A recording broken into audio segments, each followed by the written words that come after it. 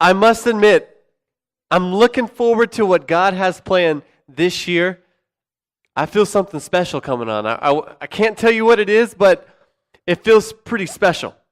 I think God's about to do an incredible work in your life and in your community, and it starts right here. This week, we're going to begin a brand new sermon series called Our Schools Matter. Let's face it, the school that you're about to walk into next week, it matters, right? Yeah, the grades that you make matter, right? The sports that you play, they matter, right? The people you meet, they matter, right? Yes, school matters. And so we wanted to prepare you for that. So over the next 4 weeks, we're going to be going through a discussion called Our Schools Matter. Why are we talking about this? Because I believe in you and the plan that God has for you on your school campus. Now, I know you're saying, Dustin, I don't want to think about school right now. It's my last week of vacation. Take advantage of that last week of vacation. You deserve it. You worked hard last year, so get as much life out of the next 4 days as you possibly can. But also be thinking about what God wants to do in your school system this year. Because I promise you, it's something big.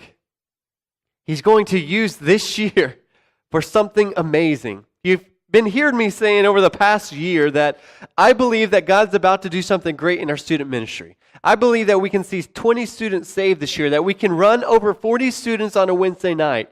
Those aren't just mere numbers or mere lofty goals. I actually believe that that could happen.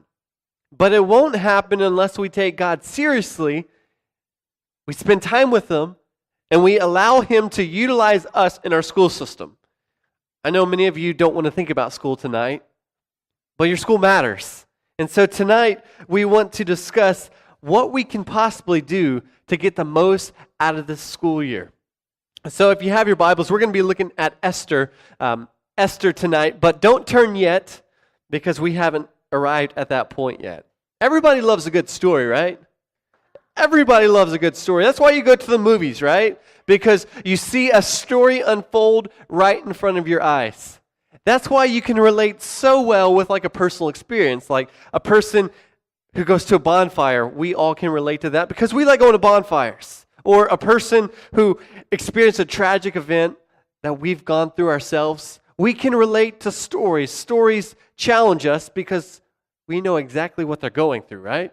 We can trust in a story because our life is constantly unfolding in the shape of a story. That's why I love old people so much. Do y'all love old people? If not, you should. Old people have some of the best stories you can ever believe in. People that are up there in their years, they've experienced things. Whether it be going off to war, whether it be working a job, barely being able to provide food for their family as a 20-year-old. They have stories that they can tell that they can invest into your life. You need to listen to the wise advice that people above you offer because it can change your life. But we can relate to those moments. We can relate to those stories because our life feels like it's just one big story. Tonight we want to share with you a very important story, a story about this woman named Esther.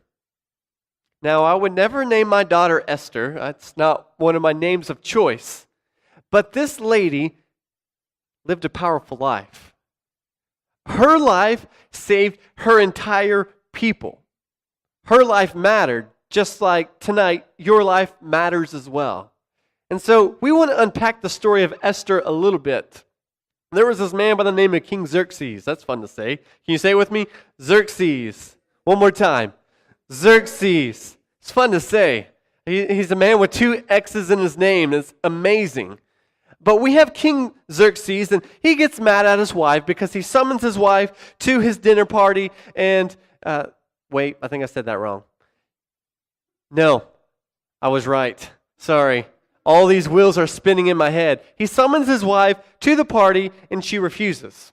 And so he gets mad, King Xerxes gets mad, and he hosts this huge beauty pageant in the land so that he can replace his queen. So that's where we pick up in this story. He was so mad at this queen named, I call her Vashti, I probably pronounced that wrong, Vashti. There we go. That's how to pronounce it. But in this moment, Esther kind of enters into this beauty pageant, right? And this king has a lot of different people to choose from, and he sees Esther, and he thinks to himself, this is the lady for me.